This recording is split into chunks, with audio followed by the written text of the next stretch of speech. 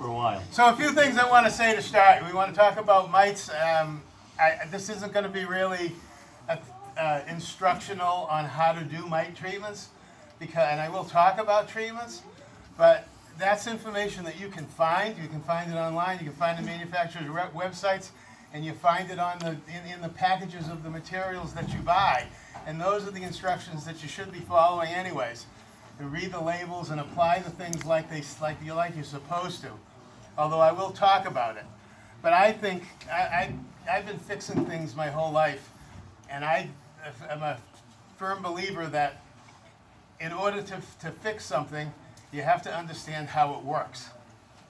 And that's something that I want to focus on is people knowing how mites behave in the hive and how they interact with bees.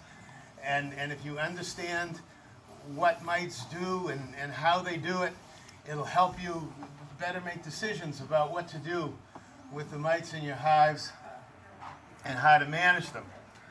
So that's what I want to be able to do. And I want to talk about knowing where your hives stand as far as mites go, and not just treating blindly and so on. It's all about the management of the mites, because we're not going to get rid of them. So the best we can hope to do is to manage them in such a way that they don't kill our bees, because that's really what it's all about. It's about keeping our bees alive. Now, I feel very strongly about this. I really got into this because I had an experience where, it was about 5 years ago, I guess, and Mary and I have been keeping bees for 10 years. And we were told, in bee school, when we started out, we were dumping powdered sugar on them to knock the mites off, which we know doesn't really work anymore.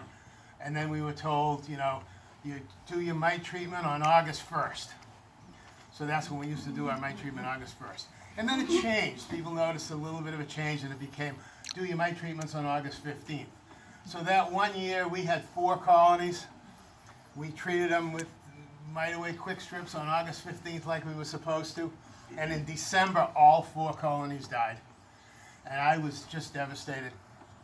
And I looked, I opened those hives up, and I found punctured cappings and larvae that had never been capped at all. I called Ken Warchall, and we had a little talk about it, and this sort of set me off. Ken told me things are changing with mites, and this is what they're seeing, and it really got me into really wanting to know everything I could about them and how to take care of them. So that's my personal experience. Sort of led me to want to talk about this with people and make it a point. Can I ask a quick question? Sure. Before you treated them on August 15th, did you test for them first? No, we weren't really doing that. Right, I mean, okay. that's back in those So days. you don't know if you needed it or not. Well, that's kind of that's a point that I try to make over and over here. So thank you for the preview. It's true. We didn't do it back then. We weren't doing alcohol washes and things like that in those days. You were just treating. And then we found out there's a cycle. The bees don't follow the calendar. The bees don't the mites don't follow the calendar. The bees don't either. But and that you need to be hyper vigilant of these things, and testing becomes part of that. So, but there's still people that don't, and so that's why I want to make that point. Yes. So, if anybody went to the Mass Bee fall meeting last year down in Bristol, Jamie Ellis, when he started his first talk, said wanted people to answer the question, why do bees die? What's killing our bees? And people raised their hands, and some people said mites, and some people said poor management, some said starvation, some said the cold. Everybody had all kinds of answers. And so he would go through a few points, and then he'd ask the question again. And he asked the question about 4 times. And more people said mice, but they didn't quite get all the way. And Jamie, who besides being a professor and a bee researcher, is also a Baptist minister,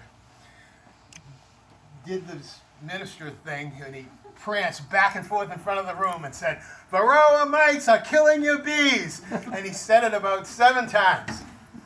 And he said, "Now, who wants to answer the question? What's killing your bees?" And everybody said mites. But that's how strongly people feel about it.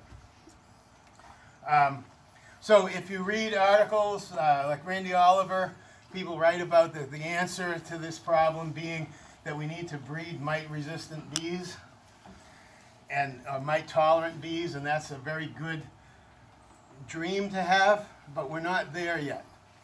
So,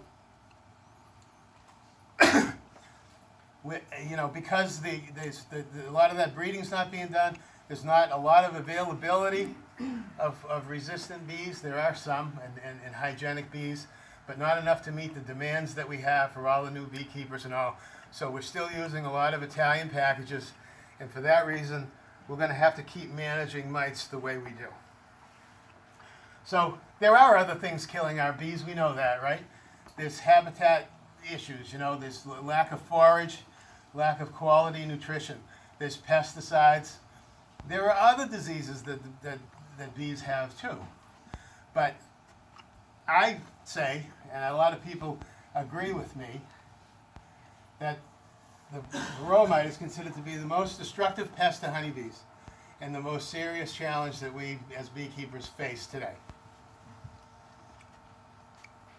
Now, where am I going? Dennis Van Engelsdorp, at a talk he did a couple of years ago that Worcester County put on, he had this as the electron micrograph of a Varroa mite, and the point was to make it look like a monster, which it does.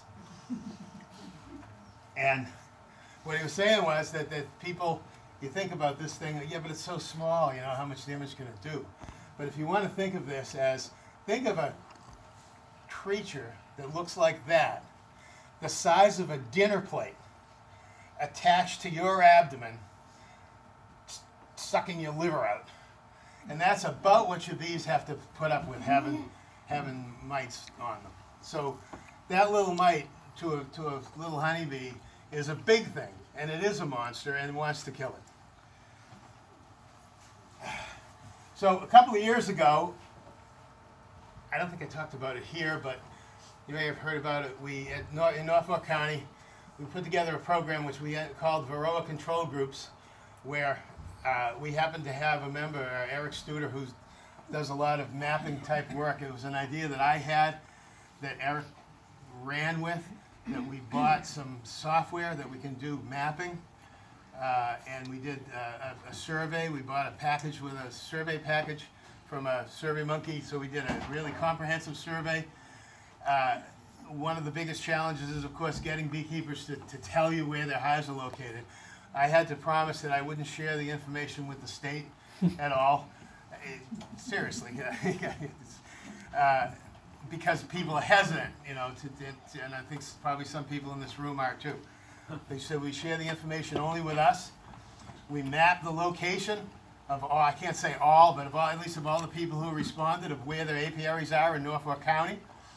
We took information on their survival rates, their treatment, whether they were treating or not, and all of this stuff was mapped. I have another talk about that. I'm not going to go into that in too much detail. But what we did was it allowed beekeepers to talk to each other. People could know who in their surrounding area, like within the bees forage range, where the other beekeepers were, so they could talk to each other. They could talk to each other about treatment. And we had these little geographical areas within the county that we had a person who's a coordinator for that. And if somebody tested for mites and got high mite counts, they would report it to their coordinator, and that person would tell the people in the area that a high mite count was found, X location. These hives are going to be treated this weekend. You might want to treat this weekend too, which is a very good strategy. So that's what so it became a communication thing, and people got to know each other and got to be talking to each other about treatment. That was 2 years ago. We're collecting the data now for last year, but we did have one. Now, I have to admit that I had maybe unreasonable expectations that our survival rates would increase by some amazing leap the first year, and it didn't. But we did go up from 55 to 59% when the state of Massachusetts, the survival rate went down. So I do think we did better. We learned a lot. We learned a lot about treatment, testing and treatment habits of our members and some other people besides. What we found, though, was that people who regularly monitored their mites, used integrated pest management practices, and treated when they needed to, and more than once if they needed to, had a 70% survival rate. But we did find that we do still have members in the club, and I'm sure we have them in the room, who don't do anything for mite control. And we found that those people, their survival rate was 17%. And that's why I'm here. So, a few things up front. Your bees have mites, all right? I remember back when we first started, people were talking about mites, and I was saying, I've never seen any mites in my hives. And they said, no, oh yeah, don't worry, they're there. You don't see them. If you do see them, you know, you have a problem anyways. But there are mites. Your bees are carrying mites. Mites are breeding in your hives. You're not going to get rid of them. So managing the mites and limiting what damage they do to your bees is the best we're going to be able to do. There are no mite-proof or mite-free bees. There are hygienic bees, there are mite-tolerant bees, but the mites are still there. It's just a matter of how the bees are affected by them. But you can't buy a nuke that will, you know, somehow repel the mites. The mites will still be there. Now, your bees still may die, even though you do a good job caring for them. I don't want to give anybody, I'm going to talk about this, about taking good care of your bees and not killing your bees and not killing your neighbor's bees and so forth. But, I want to be clear that I'm not saying that just because your bees die, you're bad beekeepers, because it's not the case. This is a challenge, and all we want to do is improve our rates. You know, I don't like to see any bees die at all. But we had 6 out of 7 survive this winter, and I think that that's pretty good. I'd prefer 100%, but you know, some bees are going to die, and hives are going to die out. But it's all about improving our statistics. Kim Skirm mentioned at the Mass Bee Spring meeting that she thought that the loss rates in Massachusetts was going 55 to 60%, which to me is totally unacceptable. I mean, that it's a shame, and we have to be able to do better than that. And your bees deserve your best efforts to save them. They work hard, and they are living creatures, and we should try to keep them around. So the statistics are discouraging. When people learn the kind of losses that we're incurring, it can discourage people from keeping bees at all, and losing bees. Certainly losing all of our hives that one year, we could have given up, but we didn't. I think if we work hard, we can beat the odds. I think we've already proven that we have. But the 2 biggest mistakes that you can make are not knowing the state of the mites and the viruses. Of course, you know, it's more the viruses that the mites carry and that the mites spread that kill the bees than the mites themselves. But we also now have information that says that the mites themselves are damaging the bees, that's hurting their survival rate too. So there's both. And not knowing where you stand is one of the biggest mistakes you can make. You need to get into your hives, and you need to see what's going on, and you need to identify what's going on, and then make a decision and do something about it. So that's the second biggest mistake, is not doing anything about it when you do. If you're doing an inspection and you're seeing deformed wings or something, don't just look the other way and close it up and say, well, we'll deal with this later. You know, you've got to do it. It's a just do it kind of thing. You see a problem, you need to deal with it fast, because these things spread quickly, and they'll spread to your other colonies too, and that's where you get into trouble. So I just want to get a little bit biology-wise, just to tell you a little bit about what mites do. Now, it was always thought, or at least up until 2 years ago, that Varroa mites fed on the blood, the hemolymph of the bees, and that was just something that was taken to be a fact. Sam Ramsey, who spoke at the Mass Bee meeting, along with Jamie Ellis, did based on a theory that Dennis Van Engelsdorp, who was Sam's PhD advisor. Dennis thought he had an idea that the bees didn't actually feed on the blood of the mites, that they fed on these fat bodies, which is sort of like it represents a lot of our own internal organs, like our liver and so on. It's cleansing, cleans out the bees' blood, and so on, and that this is what the mites are feeding on themselves. So the fat bodies are tissues, mainly in the abdomen part of the bee, that contain fats and glycogen, triglycerides, and proteins, just basically like your internal organs. And what Sam found was that the mites can get to that by burrowing between the abdomen segments, because in between the segments is a softer, more of a membrane than an exoskeleton, and the mites can easily bite through that to get to these fat bodies in the bees. So Sam's work basically proved, because what he was doing was this was all using electron micrography, of course, taking bees and cutting them open and looking at this and looking at the structure of these fat bodies, and then taking Varroa mites that had been on these bees and cutting the mites in half and looking and finding the same materials in the mites that's in the bees' fat bodies.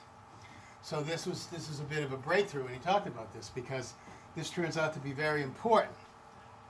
And the reason that it's very important is that the fat bodies in the bees have a lot to do with the bees' growth and development. It helps with storage of nutrients, making proteins for the bees to live and grow on, to regulate their temperature and their immune system. All of this is taken care of by these fat bodies in the bees. So bees whose fat bodies are damaged by Varroa mites, they're just not healthy bees. It's like us having our internal organs compromised in some way. If your liver's damaged, you're not a healthy person anymore. The other thing is that fat bodies store a material called Vitello Jenin, which is a protein that's very important to the bees' development and longevity. And what the Vitello Jenin does is it prolongs the lifespan of the workers, builds up their immune system, and aids in the production of royal jelly. So this is your fat bees, your winter bees that start being laid in August, September. Those bees there have they have more fat bodies. That's why people call them fat bees.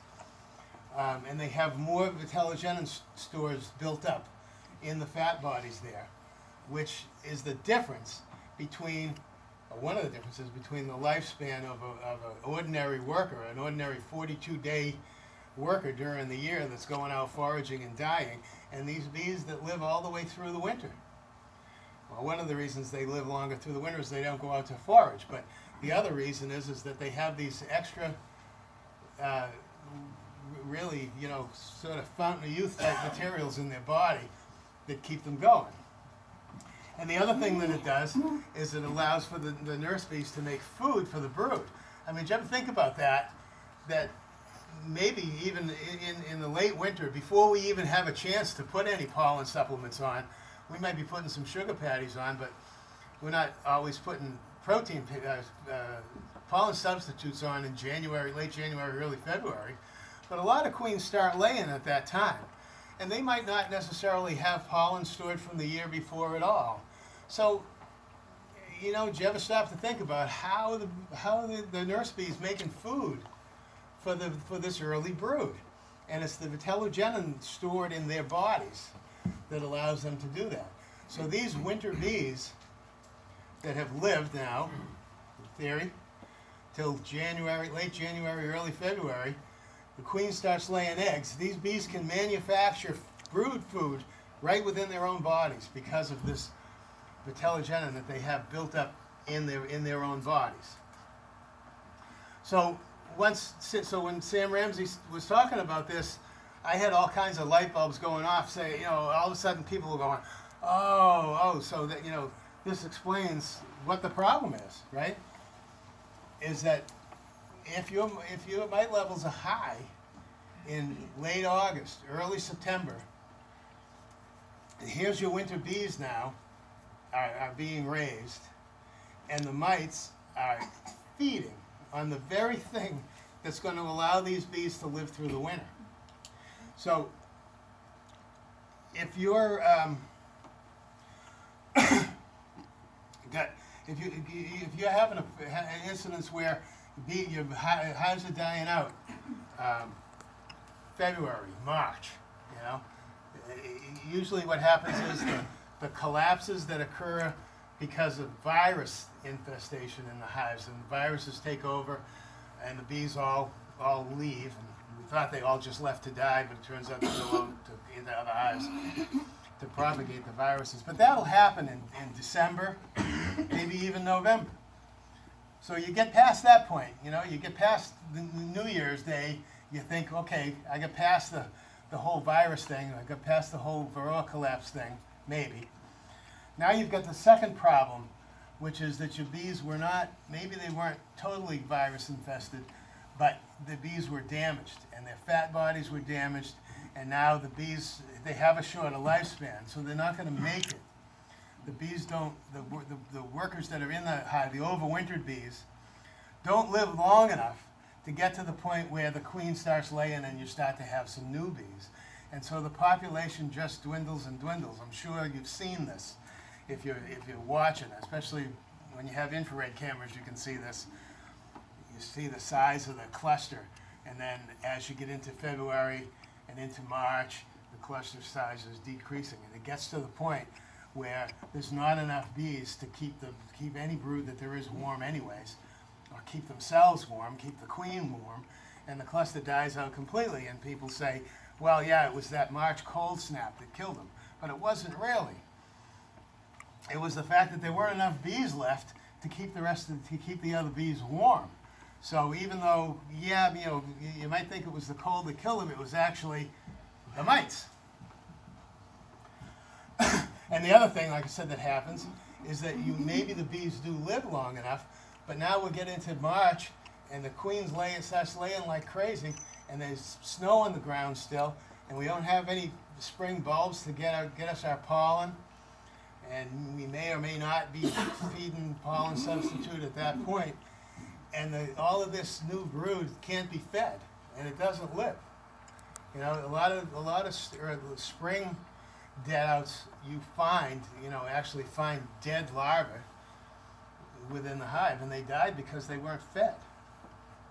They dried up because they didn't have any royal jelly, because the bees couldn't make royal jelly because their fat bodies were damaged. So for that reason, your mite populations have to be under control before that winter brood is start to be raised. But that's not to say, I've had people say, and I still disagree with it, that if you don't treat by the end of August, your bees are going to die. And I don't think, not if they don't need it, This is why we need to be monitoring too.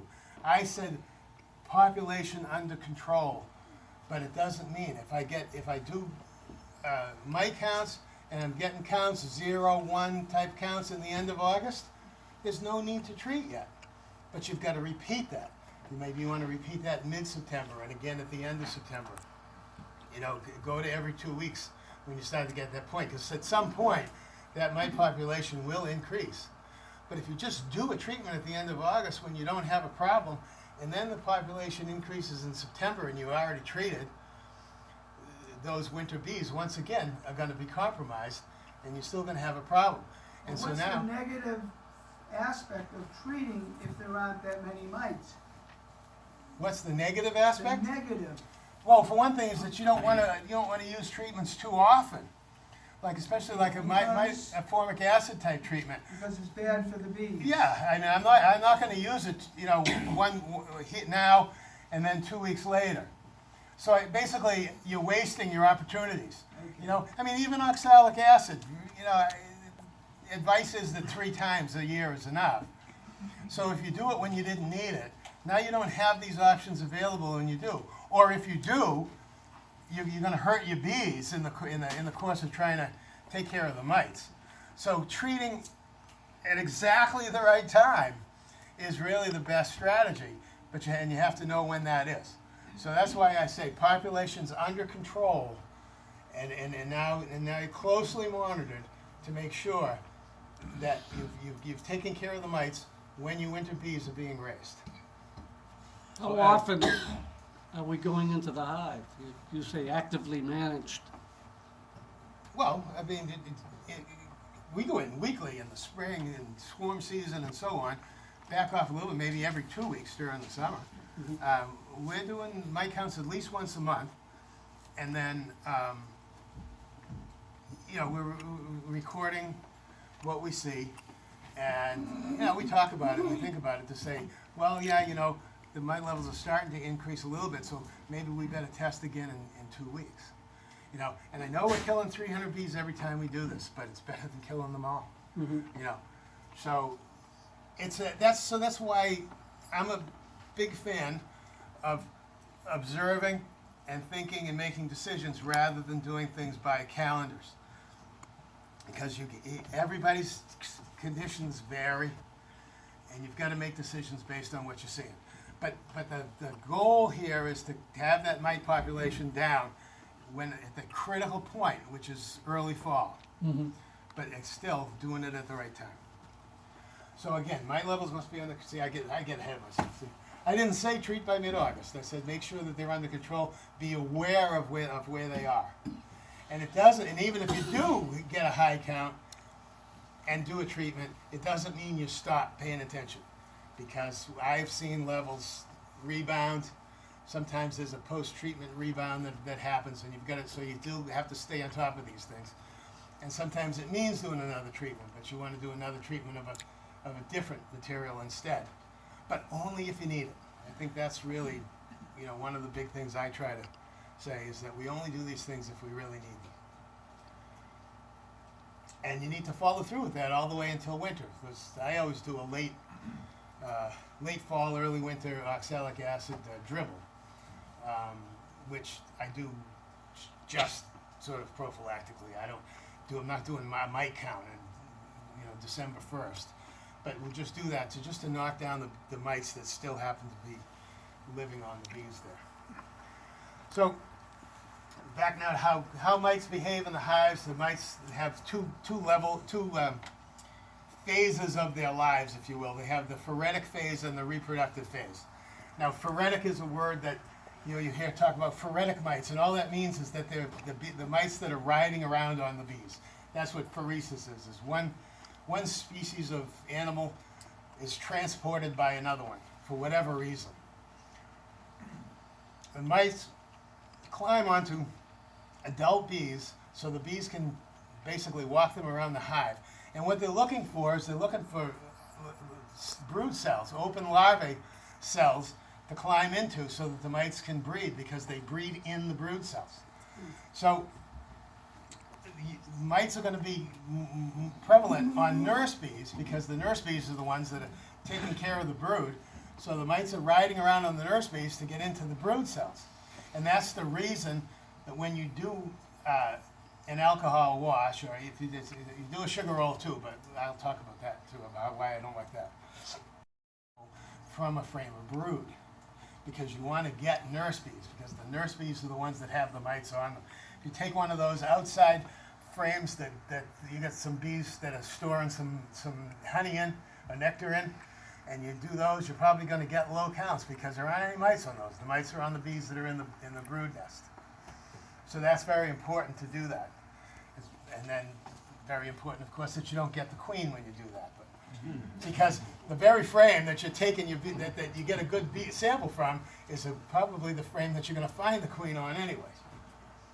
So like I said, the mites get in between the abdomen segments and they feed on the bees through that, which is why that sugar dusting didn't really work. because the sugar dusting was supposed to knock the mites off of the bees and then down through your screen bottom board. But these mites that are anchored up underneath the segments there, the sugar doesn't knock them off. And I've had people say to me, well, all we have to do is make it until winter, because then the mites die off over winter because there's no brood, but it's not true. Parasitic mites can live 5 to 6 months. So basically, you're going through winter with these mites. They're on the adult bees, they're feeding on the adult bees, and they're just waiting for spring to come, for the queen to start laying so that they can reproduce again. So it's just an old wives' tale that the mites die in the winter and you don't have to worry about them.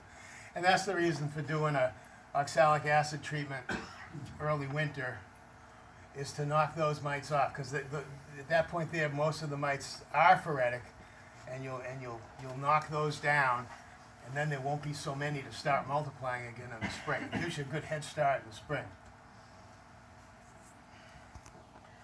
So the second phase is their reproductive phase, which they go looking for brood cells with 5-day-old larvae, and they climb down into the cell, and they hide in the royal jelly in the bottom of the cell, the bee bread, in the bottom of the cell, so the other bees don't see them. In the pre-pupa stage, before the cocoon is actually made, the mites climb up onto the pupa, and they feed on them at that point. Once the cell gets capped off, this is a female mite, by the way. A female climbs into the cell. Once the cell is capped, she starts laying eggs. She can lay an egg every 30 hours. The first egg she lays is a male, and then the eggs after that are females. So for a workers in a cell, you get 21 days total gestation period, right? So if we get a 5-day cell, so they have 16 days basically after that. They can lay 3 to 5 of eggs. But drones, which go 24 days, you've got 3 extra days, and they can lay 1 or 2 more. And that's the reason that mites prefer drone cells. A lot of people thought that it was because of the size, that they liked the larger cell and the larger pupa, and that's where the whole small cell foundation thing came from, was that the smaller the cells, probably the fewer mites you'll have, but it's not true. They prefer the drone cells because they have an extra 3 days to breed in there. So you get that male, and then the females are laid, and then there's breeding that occurs in there, so that when the bee actually emerges from the cell, there are fertilized females ready to go to lay more eggs. So if you didn't think that they were disgusting enough already, they breed, the males mate with their sisters, yes.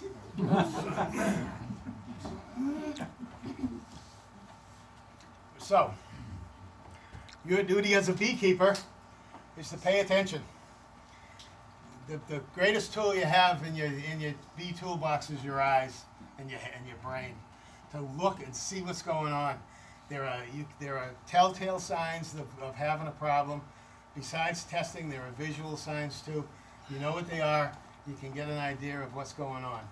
You need to test and observe, and like I said, know what a diseased bee looks like, so that you can identify that you have a problem.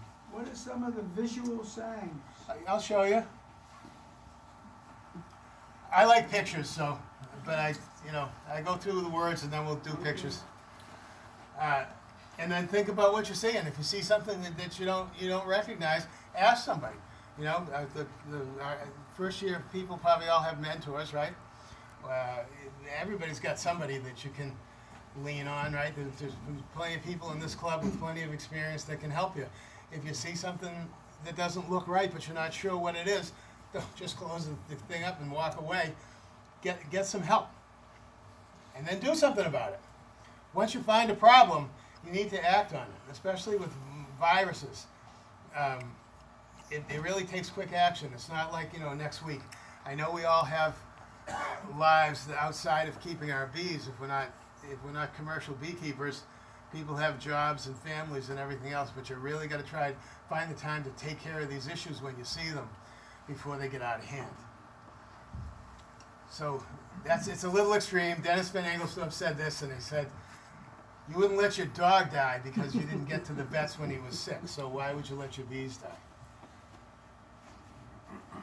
So that's what a Varroa mite looks like. If you've never seen one, that's amplified quite a bit. That's what they look like on a bottom board insert. Just for reference, you've got some, typical chunks of chewed up wax cappings. They're about the size of a head of a pin, maybe a little bit bigger. You can see the legs give you a hint, unless we get ankle biters, and then they don't have legs anymore. But, you can still sort of tell. Yeah, and here's one here too. So here's a bottom board insert that's got all kinds of trash on it, but you can see the mites. And I mean, there's 7 in that one square. I'm going to say that this hive's in trouble, huh? Unless it was right after a treatment. But mites are readily identifiable. Just look at it. Reading glasses, magnifying glass, whatever you want. But if you're using your bottom board as your primary means of looking at trends in mite levels in your hives, you need to be able to pick out which are the mites and which aren't in order to get an accurate count of what's going on. So other things that you see in the hives are mites riding around on the thorax of your bees. Now this is not a usual sight, and then you're not really looking for this as an indication of whether you have a mite problem or not. If you're seeing mites riding around on the backs of the bees, it's close to being too late, because they're not usually going to be just running so freely like this. It usually means that you have a very high mite load, that they're showing up all over the place. But if you do see that, then you got to do something. I'd almost say that, and some of the things I'm going to show you here of indications that you have a problem would be, once you see those, you probably don't even need to bother testing. You should just treat. What's more likely, as you see this bee with a light shine behind it, is that the mites are on the underside here, and this mite is, like I said, lodged right between the abdomen segments. And you're not going to see that normally with the bees walking around. I mean, you're not going to pick up bees and look at them like that to see it. So it's really hard to see, and it's also hard to knock them off of there, which is why I don't like the sugar roll test either, because it's not going to get those mites off that are clamped on inside. You need to kill the bee with the alcohol, and then the mite immediately falls off. But I understand that people have a problem. Some people have a problem. Do they go inside the bee, or are they just between the plates? No, well, they're just between the segments, but the mouth does. The mite's got this little piercing mouth that he pops That in. almost looks like it's inside the bee. Well, it's because it's shining a light through it, but I understand. yeah, it's actually just between the segments. So here's some other indications that you have a problem. There's a condition known as parasitic mite syndrome, which is just that's damage that's done within the hive. Often things like this you'll be looking at, you might be looking at a dead hive, but things like this will help you to diagnose your problem if your bees do die, because one of the most important things to do if your bees die is to try to find out why. And when you open up your dead hive, or if it's a live hive, it's not going to be that bad. This is long gone. But these are the kind of things you see. These cappings that are punctured, you see you've got that bee looks like she was ready for her tongue sticking out too. Most all honeybees, but particularly those that are bred to be hygienic, the VSH, what they call Varroa sensitive hygienic bees, or Minnesota hygienic,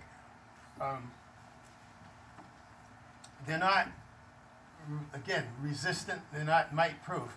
But what they do is the workers have this sense of which brood cells have a lot of mites in them. And they will tear the cappings open and kill that pupa. They don't have to pull it out. Some will. Some of the real hygienic ones will pull them out. But if you, at least if you tear it open, the pupa will die, and then the mites will die too. And so what they're trying to do here is, remember I told you, you got your mites are breeding. Your females, you get more and more females that are eggs are laid, and they're growing up and they're breeding and they're waiting to come out. And so if we can kill them, those mites, before that bee emerges and before they get out into the hive to go around and start laying some eggs, it will knock the levels down. So the bees will do that. If it gets to be too bad, you know, the hive will die, and you'll see this. These here are all larvae that they never even made it. And you can see mites right in the cells with these dead larvae in there. That's the case sometimes where they mites do a little bit more damage than their own, than is good for them. But because they want the bees to live because they want to be able to reproduce, which is the reason that when the mice leave when the bees leave the hive in a mite collapse, they go to the other hives. It's because if the hive just dies and all the bees die, then the mites and the viruses all die too. So what they do is they leave that hive and they go to other ones in order to spread themselves. It's the virus's way of reproducing itself. It's like a swarm, only done by viruses. You know, they actually have that sort of, I don't want to say intelligence, but so it's in the best interest of the mites to keep the bees, for the bees to survive at least long enough for them to hatch out. But the bees will, like I say, puncture the cappings. Ed, how do they go from hive to hive? Like, let's say a hive dies. How do they get to the next hive that's a quarter mile away? On the bees. There's See, the some- bees don't. bees have One of the signs of a Varroa collapse is when the hive is dead and you go inside. There are very few bees in there. There's only a handful of dead bees in there. You know, and big piles of dead bees on the bottom board. They probably starve. When they die all outside in front of the hive, it's probably pesticide. When the hive is, empty or very close to empty, maybe there's only a small cluster on a frame with the dead queen there too, because all of the sick bees left, and it left so few bees that they couldn't keep warm, and then those died too. But all these other bees are gone because they went into the other hives, and they carry mites and they carry the viruses with them. And they can do that over a mile and a half range. So, and I'll say it, I'll get ahead of myself and say it though, but that's why it's so important to take care of this and to not have your bees dying. People who try to be treatment free, but they don't really have a plan for being treatment free. They just don't treat, and then their bees die. They're not just hurting themselves, they're probably hurting their neighbors too, depending if the people are close enough. And that's why we started that communication project, was so that other people were aware of where their neighbors were and they could talk to their neighbors so that their neighbors' bees aren't killing theirs. Because it's really a shame for you to be really diligent about your mites, and you test and you treat and you do everything right that you're supposed to do, and the guy down the street, his bees died because of the viruses, and his bees came over to your hive and infested your hive, and they didn't make it through the winter when you did everything you wanted to do. So it's really important to know what's going on in the surrounding area. So here again, well, see, there's an open capping there.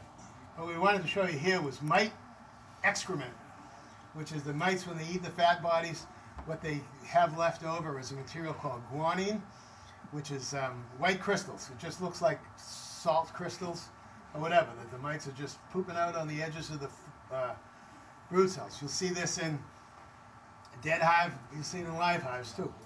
You're going to see a little bit of it. You do have mites, so you're going to have mite poop too. But if you've got a dead hive and you pull it out and frames are just covered, all the edges of the cells with this stuff, then it's a pretty good indication that it was the mites that killed your bees. Could you go back to the picture before this? On the left side, the puncture holes there? Yes. Is that Is that too many mites in that hive? Or is that hive doing that? Well, that's a lot. You know, there's There's at least five. five, six, functions, seven right? in such a small area. Yeah. I mean, it depends on what you're seeing in the rest too. You know, you can't always judge just by one small area. It's likely that there was a lot more of this too, and it's likely that this hive was either dead or in serious trouble, because that is a lot. You're going to see them. You're going to see a couple here and there, especially if your bees are hygienic. But that was pretty bad. The capping there look light, so hasn't been capped that long. That's true. But yet, Yeah, because there are some darker ones here. And the other problem with that is that even with hygienic bees, if you have a lot of mites like that, they're going to be pulling out so many pupa out of there that you're not going to have enough bees. You know? So overly hygienic bees are, I shouldn't say that.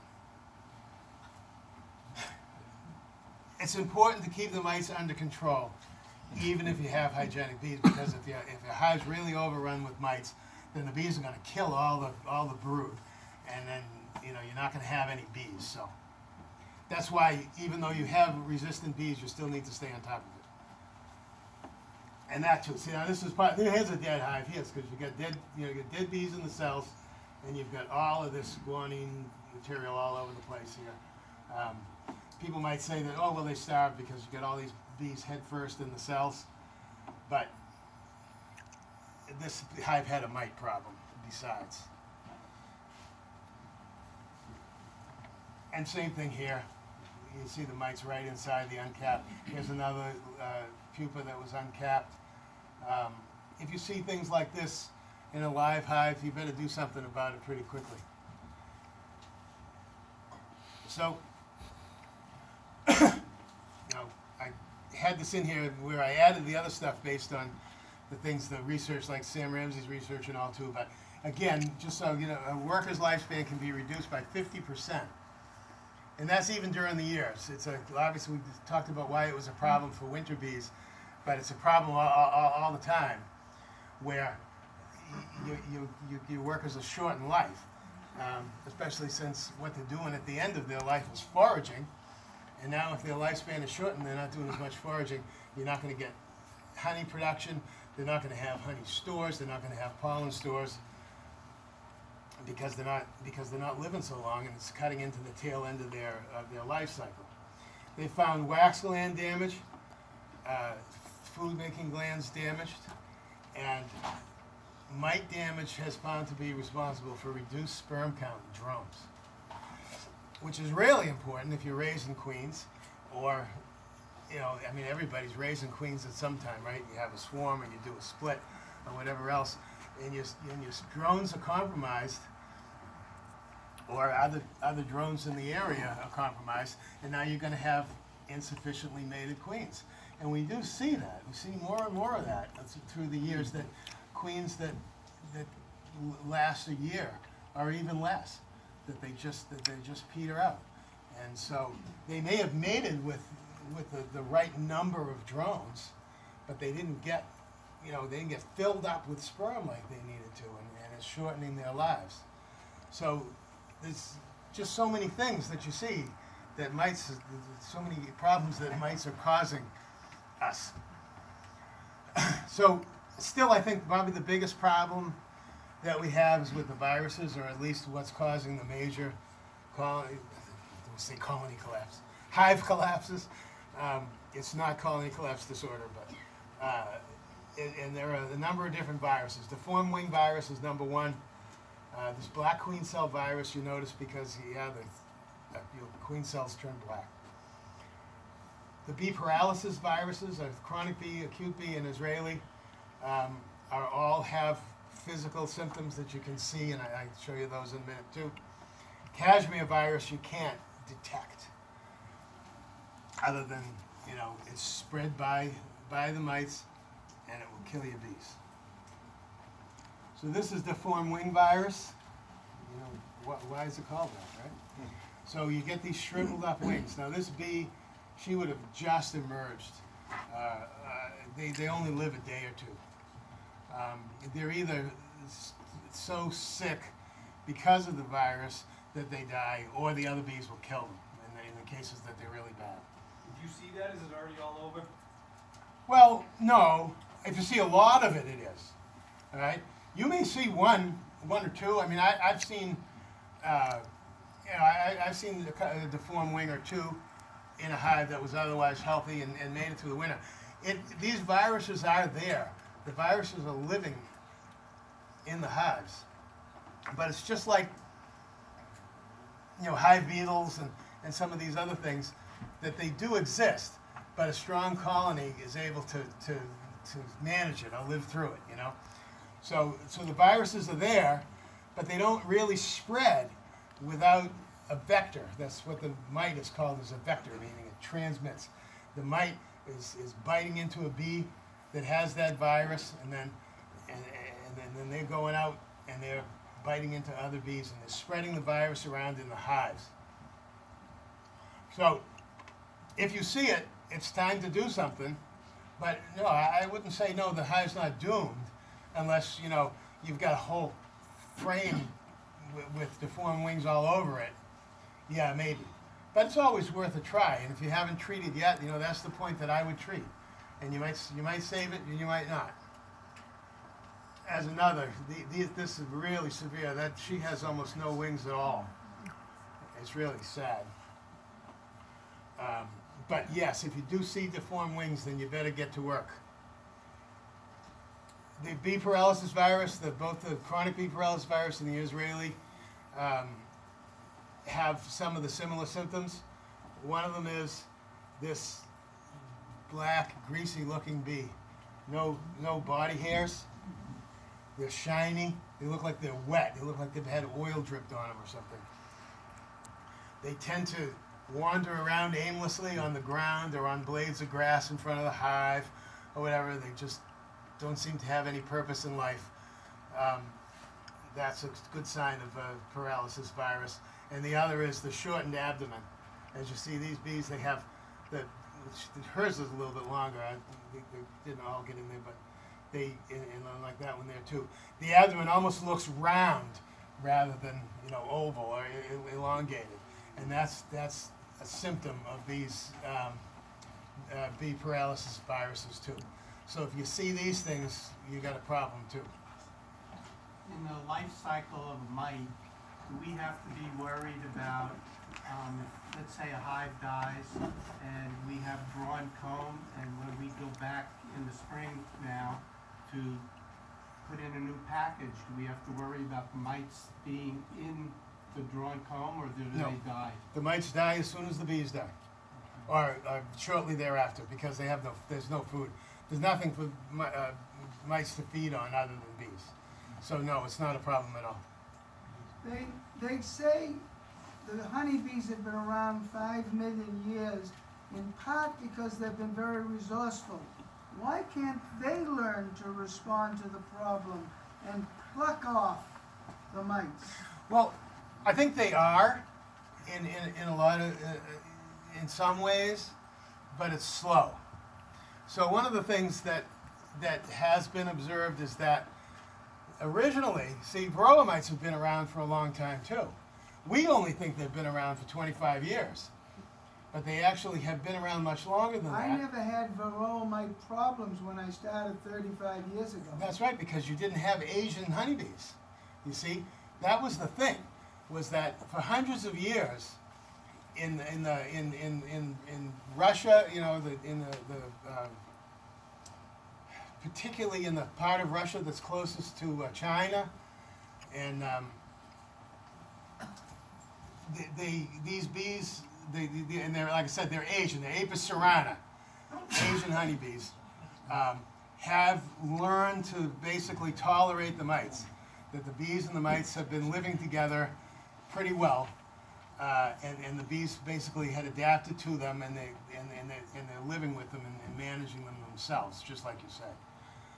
What had happened was some bees were taken from that area and imported into South America, and some of these Asian bees were near Western European honeybees, and the mites got on those bees, and those bees were imported into the United States and to other countries too, but not Australia, because Australia never allowed bees to be brought in from other countries, and Australia still doesn't have mites. We don't allow bees to be brought in from other countries now, but it's too late as far as mites go.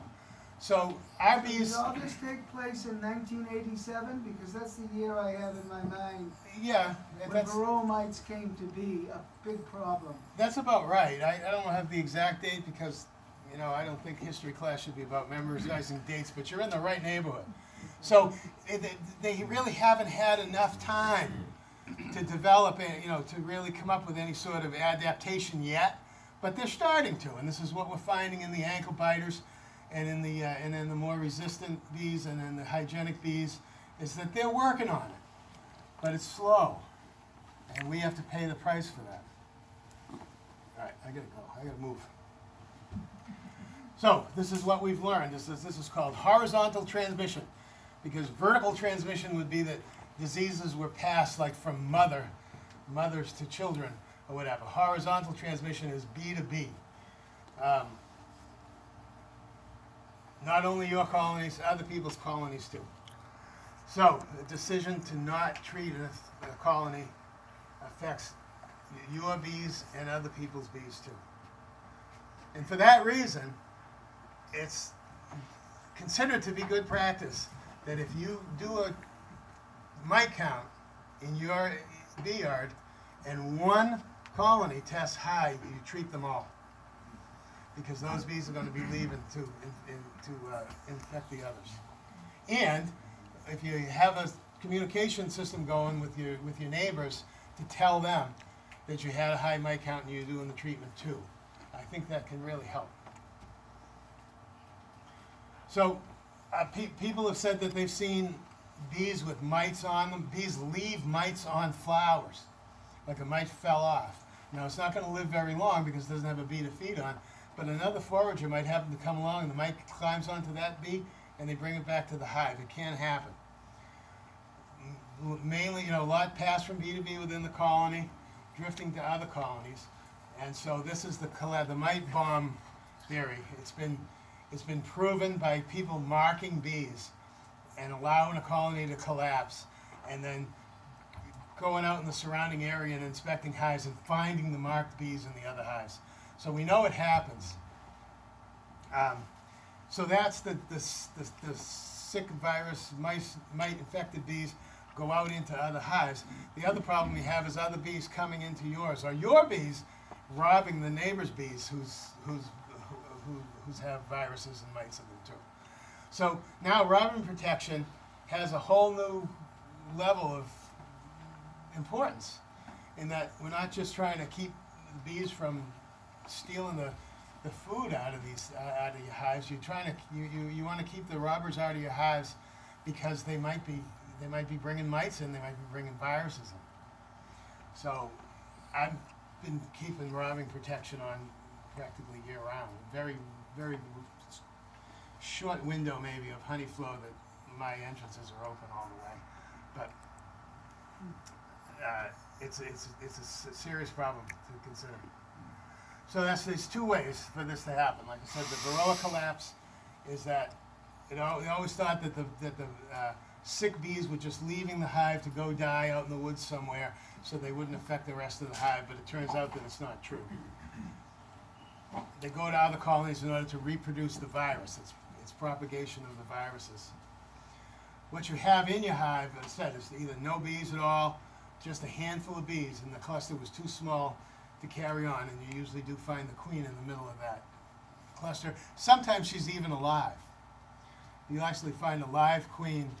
The queens aren't affected by the viruses quite the same way as the workers are, and as long as it wasn't cold, you might find a queen walking around and maybe one or two or no live bees at all. It happens very quickly. You might do some mite counts and see that the levels are getting high and decide that, well, I can't do it this week, I'll do it next week, and find that the hive collapsed before you got there. But people call it absconding. It's not absconding. They're leaving for a specific reason. It's not swarming. Obviously, there aren't any left. But it's also not colony collapse disorder. Colony collapse disorder is a separate thing.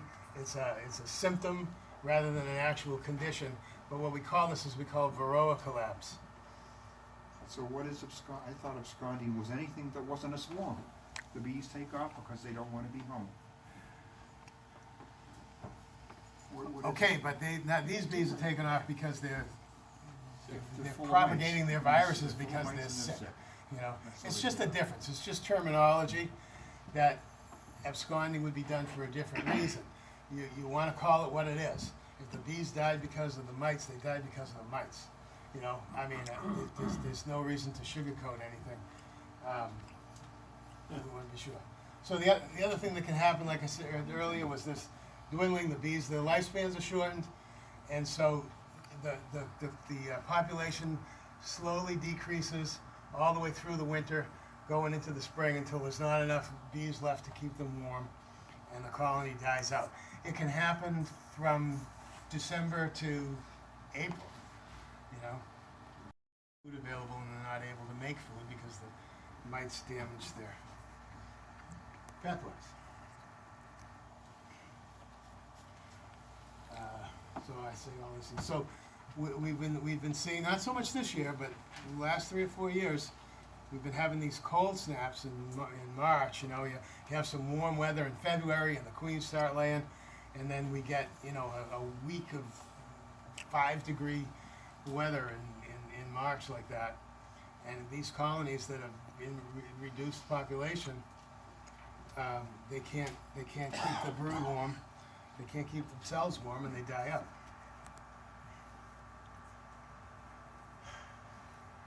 So, talk about treatment, talk about integrated pest management is just any system of trying to take care of pests. And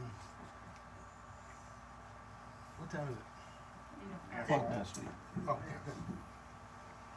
So there's a triangle here. You start at the bottom. This is what the idea is that you do the things at the bottom of the triangle first, like prevention. You know, if we could somehow keep the mites out of our hives, that's the way we would do it. But we can't really do that. But we can be careful, being careful about robbing and things like that. You are preventing in some way. Cultural sanitation, hygienic bees, cleaning out, and so on. These are all things that we're not using chemicals for. We have other methods for being able to do that. Physical, mechanical, using a screen bottom board is very important because mites do, you do have mites crawling around on bees, and bees do die. I mean, bees die on a regular basis. They die in the hive, they die outside the hive. If a bee dies in the hive, it has a mite on it, the mite falls off. If you have a solid bottom board, the mite can crawl back up again. If you have a screen bottom board, it falls through the screen, hopefully onto the ground below, and it doesn't come back in again. It's been said that screen bottom boards can reduce the paralytic mite population by up to 20% because the mites just fall off in the normal course of getting around. So biological, I don't know what we have. There are some things actually being worked on now, things like mushroom extracts. Mel Gadd, I know, does a talk about. He's from Essex County. He was the Mass Bee Association Beekeeper of the Year last year. And he's been studying this. There are some people that are working on it where they're an extract that they're taking from certain mushrooms and treating the hives with it. And it seems to be working, but it's not proven yet. And then, so finally, when all of those steps are exhausted, you go to the top tier, which is chemical. Now, even within that, there are different degrees of chemical. Things like formic acid, your Mite Quick Strips, or your Formic Pro is the new one. That's considered to be an organic treatment. You can have honey supers on. thymol treatments, your apagarin, things like that, they're not really considered to be chemical pesticides. They are chemicals, they're acids, oxalic acid too. Obviously there is some damage can be done to the bees.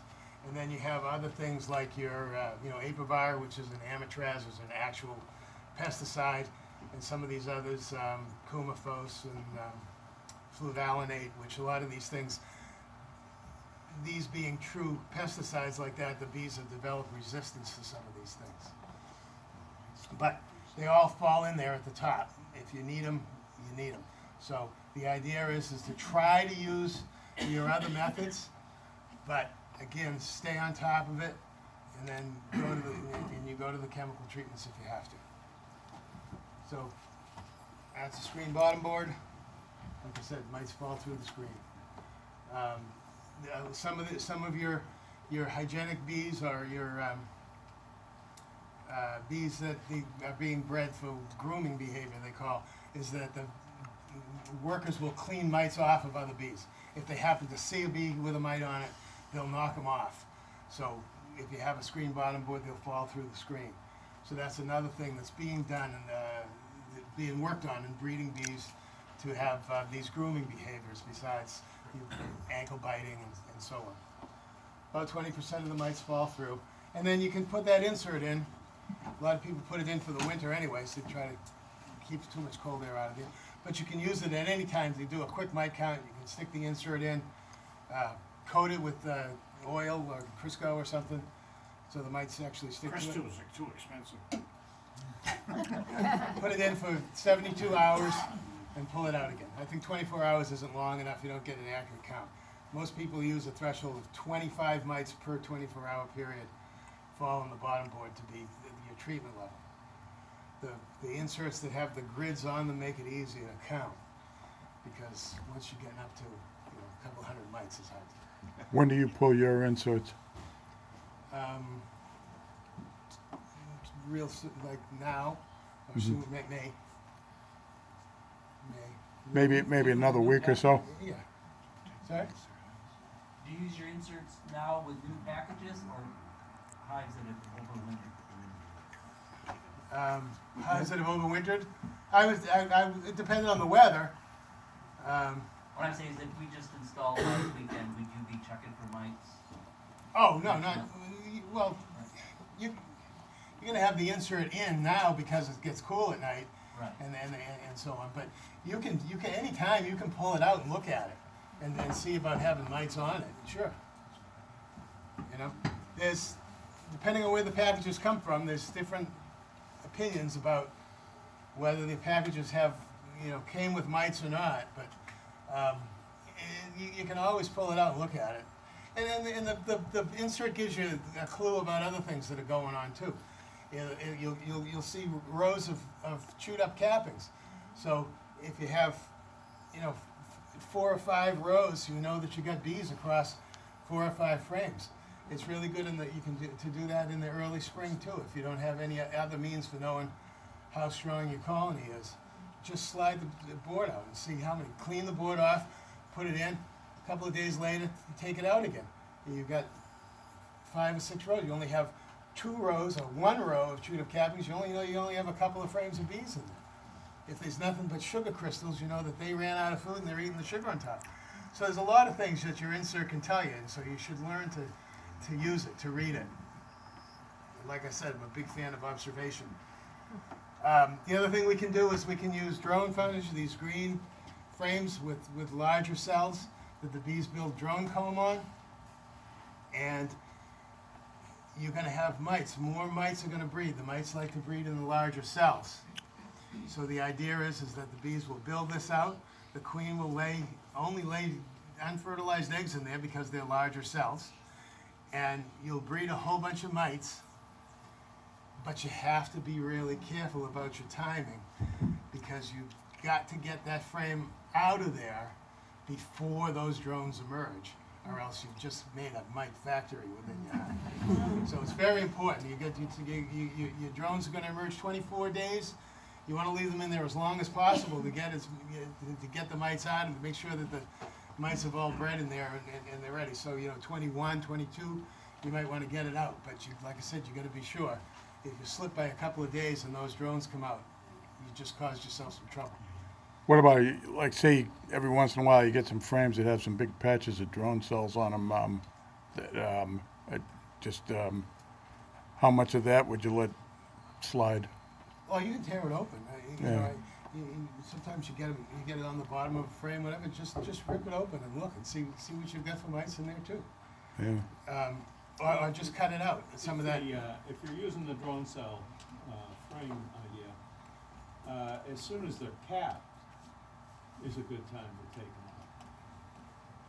Because the mites are already in there. You're not gonna wait until some of them are emerging, right? No, they're not going to wait until they're emerging. Absolutely. So you pull it out, you just, Pull it out, clean it up, feed them to the Kill 'em. chickens, okay? Freeze it, and put them back in again. Yeah, you freeze them to kill them, but chickens like the live high protein. And then you can put them back in again. I don't do too many. The bees need to make drones for other reasons, for breeding purposes and all too. But so you don't want to kill all of your drones just in case you happen to have a swarm or lose a queen or something and you need them, but you can stick a frame in and do that. And it just helps to keep those populations down. All of these things do a little bit to help. And then when you do your counts, you're probably going to see lower levels because you've gotten some of them out of it. Excuse me, Ed? Yes? On the drone frames, what position would you put them in? Do you have a preference as to the positioning? I don't know, probably towards the outside. I wouldn't, not all the way outside. Yeah. So maybe 2 and 9? 2 or 3 or 8, 9 on a 10 frame. Thank you. So make sure they don't emerge. I don't need the slides. Other things you can do are brood cycle interruptions. You take your queen, move her out, cage her, do something. You have on-frame queen cages that you can isolate your queen for a little while so that all your brood hatches out, and then you can do a mite treatment at that time too. But the point is that you've got no more mites breeding as soon as you have no more brood. And then, so you could do say an oxalic or a dribble or something to knock, because all these mites are now phoretic. There's no more in there. You knock them down. Now you let your queen start laying again. The trouble is that it causes a decrease in population. If you're looking for honey production, you might be cutting into your honey production there because of the brood cycle interruptions you're doing. But doing a split will do that anyways, So you got a very populated hive and you want to split some out. If you take the queen and move her out and you let this hive make themselves a new queen, by the time she's out and mated and back to start laying, probably most of the other brood now has all emerged. And again, you get a break in that mite life cycle by doing it that way. You also you do get that decrease in population, but it can help. And then replacing the queens, if you just have hives that consistently test high for mite counts, that they're not being very hygienic about it, you can just replace that queen with a queen from a resistant or a hygienic line. And the process of doing that, you can take her out, you can wait. Workers aren't going to lay for 3 weeks or more. So you can get the queen out of there, order a new queen for a week or so, and let a bunch of brood hatch out, and then replace the queen. And again, you've done that brood cycle break, and you got rid of a lot of mites. So like I said, small cell foundation really, it doesn't work. There's nothing wrong with it, but it doesn't do anything to reduce the mite population because mites don't care about cell size, as it turns out.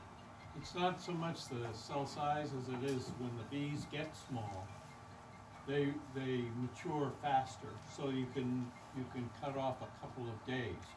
A couple of days can reduce the number of mites. Okay. That would be a better reason than what it was originally thought was that it was cell size, that actual cell size made a difference. You're still going to breed breed some mites, and you still need to check for mites, but Oh, yeah. again, anything you can do. So again, robbing protection is key. There are a lot of different things that we can do, but we need to keep that. Now what we always learned was to drill holes, 3/4 inch holes in brood boxes for ventilation. The bees end up using as entrances too. So that once it comes into robin season, which, you know, it can be any time really, anytime we have a drought, certainly July, August, I use for mouse guards and for entrance protection, it's just like 1.5 inch steel plate with just drilled 3/8 holes. And you can cover any number of holes with the screen so that you only have, like, in peak robbing time, only have 4 open holes. So it only takes 4 bees to defend that. And then for my ventilation holes and in a cover notch, just tack some window screen over it so that they still get the ventilation and the bees can't get in there. You might notice some increased traffic, you know, during times when there is some nectar flow, but I think it's the better of the 2 cases. And then, like I said, so you prevent robbers within your own bee yard, and also you prevent your neighbors' bees from coming in. So that's one of mine there. See, so I got window screen, the screen over the inner cover notch, screen over the ventilation hole, and that's blocked with duct tape, but I started to use screen instead so that there's some more ventilation too. The only entrance into that hive is by these 4 3/8 inch holes. So they can very easily protect that, and I haven't had any robbing issues since. You have trouble with the bees hauling out the dead through those little holes. They do it still, but, and then there is an entrance that I found now that's a really fine mesh grate with the triangular notches cut out at the bottom that works very well, and I've replaced some of mine with that. Again, 3 or 4 small entrances, and they do. In the wintertime, you know, you just take those off, and you can use that to sweep the dead bees out. So there's the question: when should you treat for mites? You need to. Hey, thank you. All right. That's the point you tried to make. So there's a couple of different ways to do it. Like I said, you can use your bottom insert rectangle.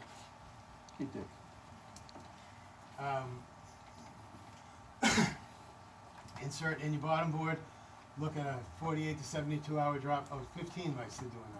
People had said 25 before, but just like the. That's not a honeybee. No. It makes a queen. And then you have your sugar roll and your alcohol wash. Flying pretty good if you The thing I don't like about the sugar roll, as I said, is that the mites that are trapped in under the bees' abdomen segments, they don't fall off as easy. So we decided to try a test. One year we do alcohol washes, but one year I brought some sugar out with me, just last year. Took our half-cup sample of bees the same way as always and dumped them into the jar and put the sugar in the jar and shook them up and, you know, dumped it into the water and got 1 mite in that 300 bee sample. It seemed great. Now, instead of returning the sugar-covered bees to the hive like normally you would do with the sugar roll, we filled the jar with alcohol and did the alcohol wash on the bees that had already had the sugar roll and got 2 more mites. So I don't think sugar roll is effective. Or if you're going to use it, you need to lower your threshold from what you use for your alcohol. So there's the bottom board insert. Explain the alcohol. You get how many bees? A half cup. So it's a half Half cup. cup. It's And 300 bees. And you put it in a container of alcohol. Well, you use a jar. We use a canning jar with a lid with a screen on top.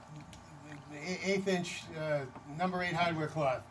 The screen on your package. Whatever. So that the mites can fall through the screen, but the bees can't. Okay? So put the bees in the jar. You fill the jar with alcohol above the level of bees. Put the lid on.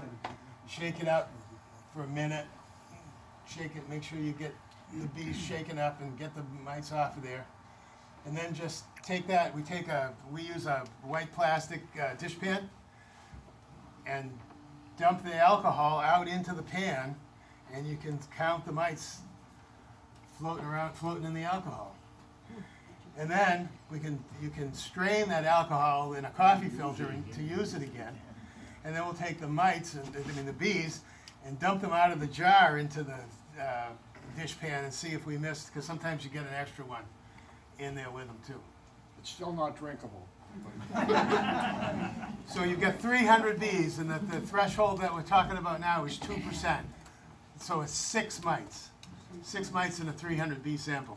And we've done some counting of them in the beginning, where we took a look at our samples, and actually when we dumped the dead bees into the thing, I actually counted the bees. And we usually get numbers in the like 290 to 320 type neighborhood, so it's a pretty good 300 bee. If you can get that half cup of bees in there. Some people have a hard time getting bees into a measuring cup, but and there's one method where you drag the cup up across the frame. But what we do is, and we have 2 of us doing it, which is great because you find the queen. So we'll go in and say, oh, here's a nice frame of brood. I don't see the queen yet or whatever. So you put that down and remember where it is, and then pull another one and say, there's the queen. So I hand that frame to Marion, and she stands there and holds it. Then I take that frame that has the brood on it and the nurse bees on it, and she puts the queen back in the hive again. Got a 5-gallon pail on the ground. Just whack the frame into the 5-gallon pail, and all the bees drop into the bottom, and they're stunned for a minute. She takes her measuring cup, scoops up a half cup of bees, and throws them in the jar. I put the frame and dump the rest of the bees back into the hive again, and it's great. So you have to be accurate about, you have to get your half cup of bees, and you're not going to get it just by. They're off by 1 or 2 dish pans about that long or something. It's actually easier because it'll take up the length of a frame instead of trying to get. I do it inwards. That's all. In the 5-gallon pail, because they don't fly out. So say you get 3 mites in your 300 bees. Yep. How soon after that do you check again? I assume you're not going to wait another month to do another alcohol wash, or are you? Well, it depends on time of year and all too, So if that was August, if that was mid-August that I got a 3, I'd do another one in 2 weeks. But you also want to look at your other counts too. And so we've been through this about mites dropping. Okay, I just explained that. So we used to say 9 mites in 300 bees, but now we're looking at 6. It's up to you, but that's the guidelines anyways. And if 15 mites usually means the colony's not going to make it. I mean, you treat it anyways, but 15 mites in a 300 bee sample is a lot. In your bottom board, the size of 25 for 24 hours. A lot of people are using 15 now. So this is what I wanted to get to. I have some of these up here. If anybody wants to get one, I don't think I have enough for everybody, but you can make copies if you want. You can make copies yourself. I stole this from my friend Scott Langley's down in Rhode Island. They just made this up to track your mite counts. So what you have on the vertical axis here is number of mites, and here are the dates that you treated. So this is actual one of mine from a couple of years ago. May 1st, 2. June 1st, 3. July 1st, 3. August 1st, that one had 6. August 1st, we treated. When I do the mite-aways, I like to do 1 strip for 7 days, then wait 7 days, and then put the second one on instead of doing 2 at once. I feel that they don't get quite the shock of the formic acid that way. So we did that on August 1st and August 15th. On September 1st, we tested again. We were back down to 3. So now, what some people think in those cases is that, oh, good, well, I'm all set now. But no. Test again October 1st, got 8 in that hive. And here's a hive that you might have thought was under control. But with that 1% count in September, there was still time for those mites to go ahead and reproduce themselves all over again. Especially if your neighbors didn't agree. Well, that could have been 2.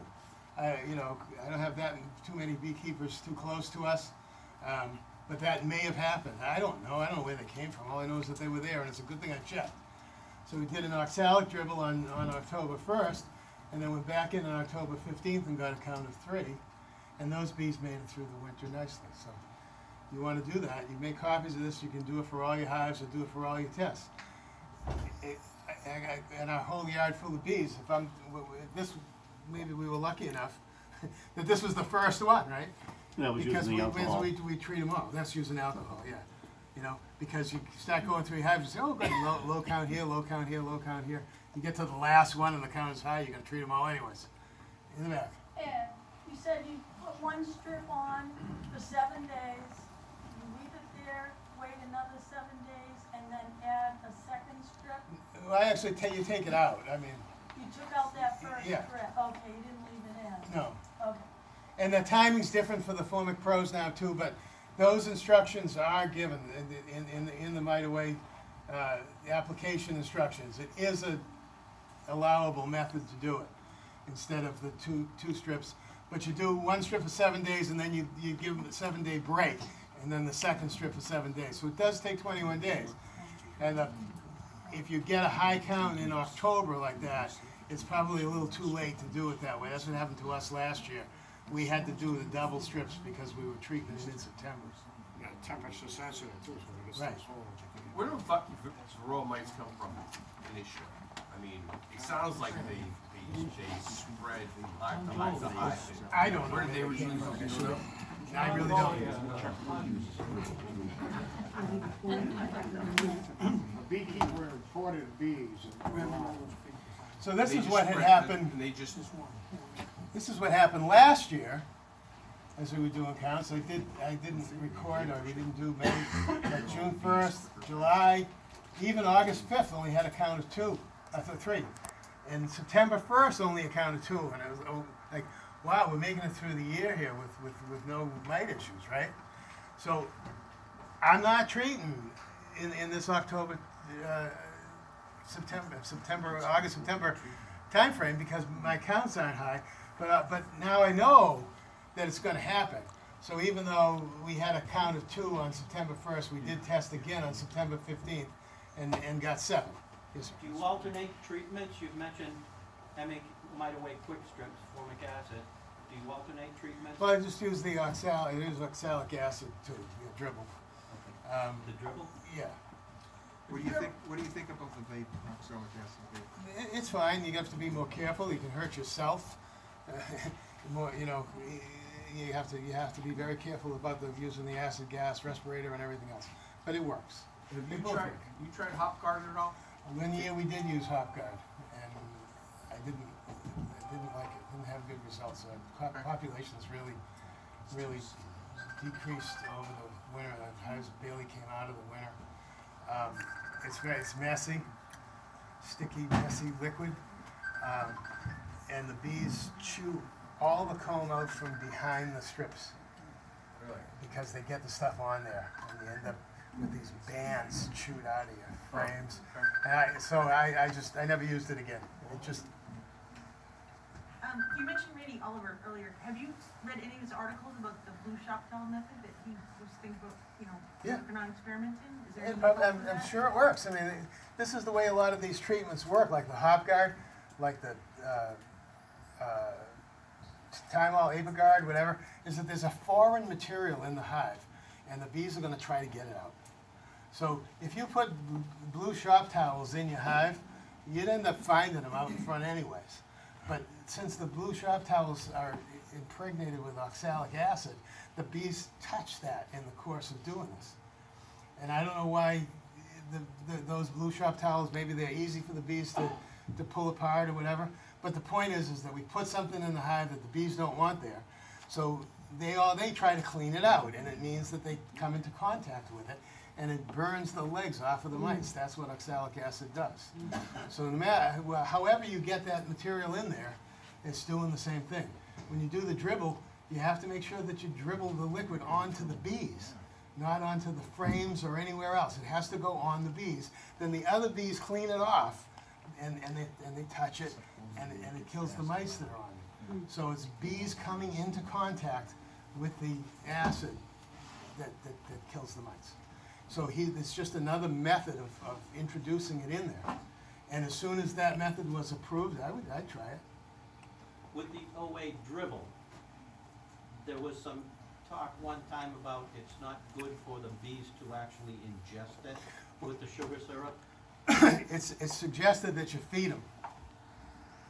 Like the day before, throw a quart of syrup on there. You might have been feeding them at that point anyway, so maybe you stopped. But it is suggested that the bees are well fed beforehand so that they don't actually ingest that syrup. I've never found a lot of dead bees after in the bottom after doing it. But like I said, no matter what you're doing, read the instructions because, as they say, the label is the law. And people have done the research and they know what methods are safe for the bees and what methods aren't. So don't go by so much by what you hear as other than what the manufacturer tells you. That's usually the safest course of action. But even after you treat, make sure you continue testing. Because we do see the mite level spike again. And if you keep records of this, that's how you know these things.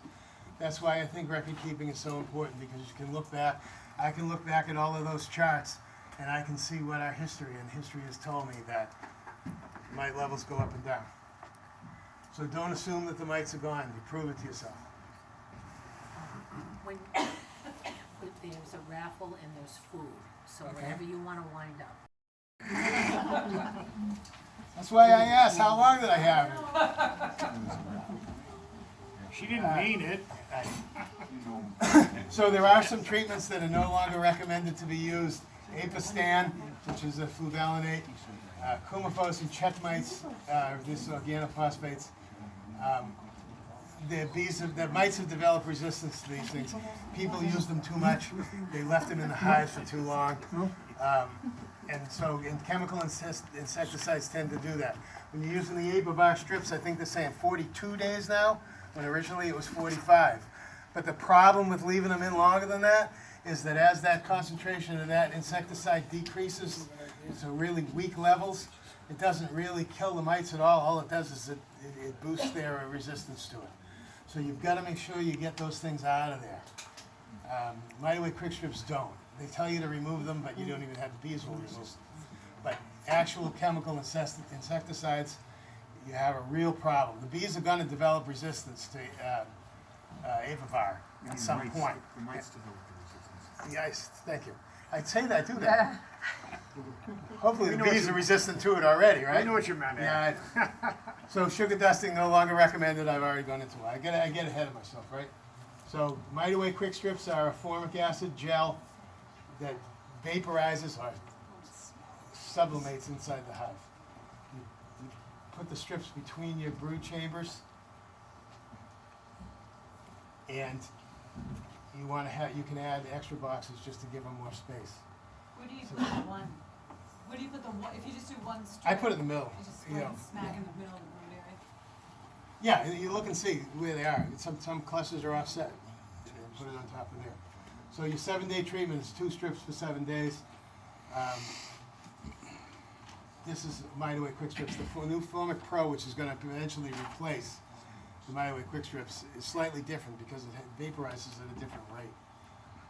So read the label. The 21-day treatment is what I usually try to do. 1 strip, okay, for 7 days. You wait 14, and then you put another strip on for 7 days.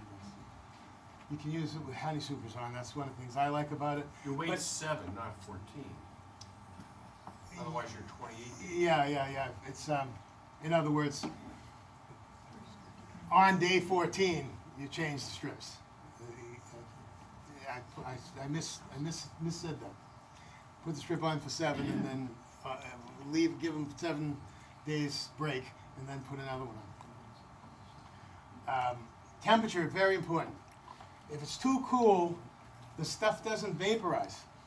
So it doesn't get distributed through the hive. So you think you treated and you really didn't. So that's why that kind of a thing is important. The high temperature end, on the other hand, is if it's over 85 degrees, it vaporizes too quickly. And you get a really high concentration of formic acid in the hive, and it's going to kill bees. It can kill queens. It can kill brood. Because don't forget, the formic acid is the only treatment that penetrates the brood cavities and kills the mites in the brood. But if it's too high of a concentration, it'll kill the brood too. So they say especially the first 3 days, because that's when that's what happens is the stuff starts to vaporize and then it slowly decreases. You have to make sure it's not going to go above 85 degrees in the first 3 days, or else you could be causing yourself a problem. So you got to pay attention to the weather. I know it's not accurate, always accurate, but you know, do your best to do that. So if you have a really high mite count, like something where you think you're in danger of losing the hive, would you do the 7-day treatment and put 2 strips in? Yes, if I thought it was a really serious situation, sure. You also want to pay attention to your expiration date for the same reason, because what happens with mite away quick strips is the membrane is what controls the release. It deteriorates over time, and so it doesn't get weaker, it gets stronger over time, so that if you go past expiration date, that you run the risk of killing your queen. The new Formic Pros have a longer shelf life. Actually, it's part of the new formulation they do. Yeah, it's a better membrane. Basically, they retooled the membrane. So, once again, read the directions, follow the directions. They're there for a reason. Your other treatments only kill phoretic mites. They don't kill mites in the brood cells. And it's best to either do them during broodless periods or to do a repeat, do a treatment, do a repeat 2 weeks later to try to catch it during all through the brood cycle.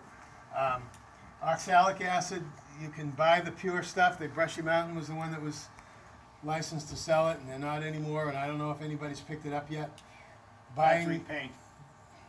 Factory paint. Yeah, but be aware that buying oxalic acid in other places, that there are impurities in there and you don't know what they are.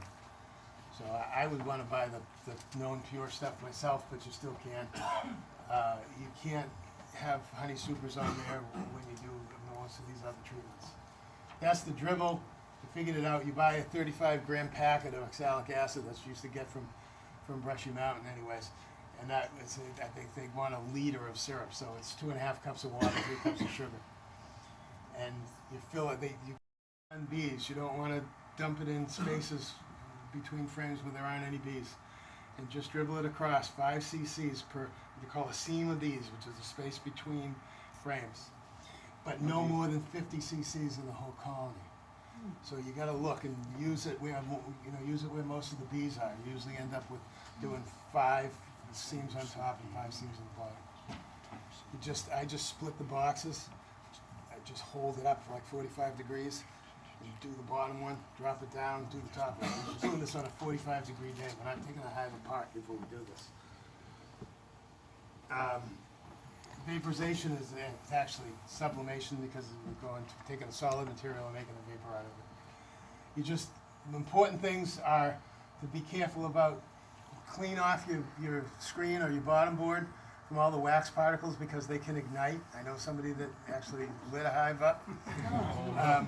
The slatted racks do a good job for that. If you want to be using oxalic acid a lot, you might want to consider having a slatted rack for other reasons too, but also keeps the frames and the wax up off the bottom so there's less chance of the vaporizer igniting the wax because they do get hot.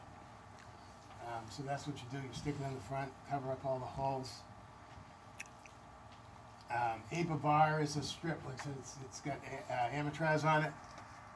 Originally it was 6 to 8 weeks, now they're saying 42 days.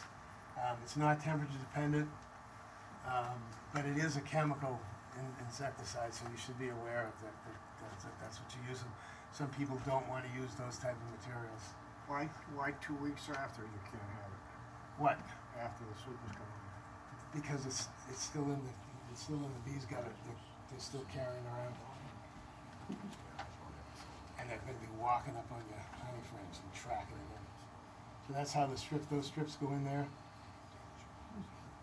And again, the bees, they walk across. They're going to try to want to get these things out of here, but they can't. But they come into contact where they walk across them and they spread this material around through the hive. That's the way most of these things work. Apiguard and Apilite Var, they're essential oil gels. You open the lid and you stick it in the corner, and the bees go over and they try to clean it out, and they move it all through the hive, and the material kills the mites. Like I said, Hopguard it's another contact thing. There's cardboard strips soaked in this material, and the bees, they just work on getting it out of there. And in the course of doing that, they touch the stuff, and this stuff kills the mites. It just makes a mess in the hives. It's just a messy product, like that, cardboard strips. The Honeybee Health Coalition has a really good, I didn't make copies of the multi-pages. You can get this online. Whole Varroa Mite management brochure. I suggest doing that. Scientific Beekeeping is Randy Oliver's site. He does a lot of work with mites. And MDAR has a brochure that explains all the treatments and how they're applied and so on too. That we usually hand out at NASP meetings and anything. Kim always carries them with her. I guess I don't have any more myself. And just to say a word about treatment-free. The treatment-free beekeeping only works if the bees live. You know, it doesn't mean neglecting your bees. The idea is that you monitor your mite levels, and if you have a colony, you want to use those queens to make other queens, right? But the problem is, some of them won't. Some of them you'll have mite problems with them, and what are you going to do with those? And if you just leave those, when those hives collapse, they're going to infest other hives. So in densely populated areas, it doesn't really work. If you're in isolated areas, you can try it. Tom Seeley explained in his Darwinian beekeeping thing that if you want to try to be treatment-free, if you are doing mite counts on these hives and you get a hive that has a high mite count, you kill them. Or you treat them. You know, treat them and then requeen them with a resistant queen. But don't just let them die out. Don't just let them collapse on their own, because then you're going to cause a lot of problems, like I said, for your other hives that might normally have been okay, but you're going to infest them with hives. So you got to think about how you're going to do that. So there's a lot of management required. It's not for new people, and it's not for people that live in close proximity to other beekeepers. It just doesn't work. But in certain conditions it does, but it requires you got to pay a lot of attention to what's going on.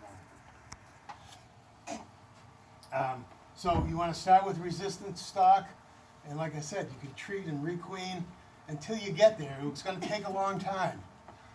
It's a noble endeavor, but you got to be careful about how you do it. And only the bees that show low mite counts are the ones that you don't treat. There are also resistant bees. This what they first called was suppressed mite reproduction. They thought that these bees didn't allow so many mites to reproduce, but it turns out it's because they were cleaning the pupa out that had all the mites on them. So that's now it's all termed VSH, or Varroa sensitive hygienic bees. And they do this test for hygienic behavior where you take a circle and you blow liquid nitrogen. It's a metal ring that goes on there, and you use liquid nitrogen, and it kills all of the brood. And then you put that back in the hive, and you see how long it takes the bees to uncap and remove that brood. Not how long. Over a certain period, I don't forget what it is, you see what percentage of bees they cleaned out. So bees that have a high, like 93% or whatever, removal rate are considered to be hygienic bees because they clean those dead pupa out of there. Here's a case right here. These bees have uncapped this cell, and they're pulling that mite-infested pupa right out of that cell. That's behavior that you want to see. Other types of carniolans and Russian bees. The Russian bees, because the Russian honeybees have lived in the areas, this Primorsky region of Russia, which is very close to China and very close to the Apis cerranas that have been living with the mites for so long. They've been exposed to mites for a lot longer, so they are somewhat adapted to that too. So you Russian bees, they're a little bit difficult to manage, but they do have a lot of mite resistant characteristics. So like I said, know what's going on. Don't treat by the calendar. Treat by what's actually going on. Retest. Keep records.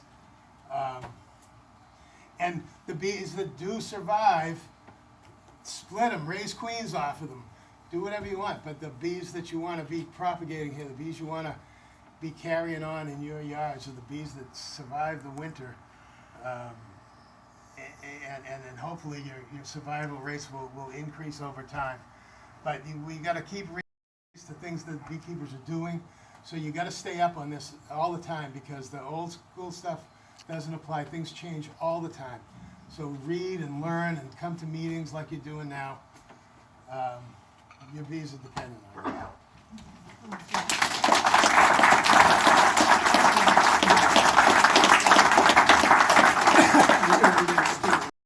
The things that beekeepers are doing.